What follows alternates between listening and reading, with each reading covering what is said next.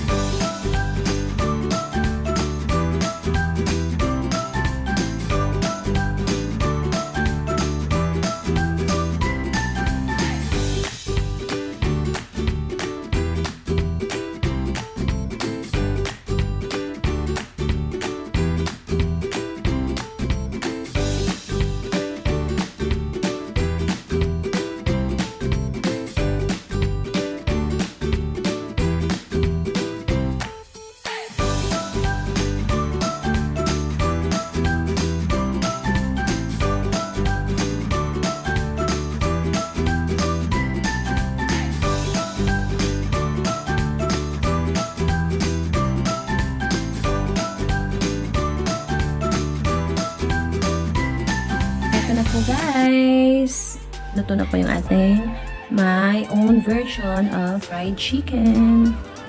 Ayan, hindi siya katulad ng Jollibee guys kasi alam mo na, parang fried chicken lang to ng province style. Ayan na po siya. Kasamahan po siya natin ng Mang Tomas all around salsa. Alright guys, that's all for today's video. Don't forget to like and subscribe to my YouTube channel. And thanks for watching guys. Bye!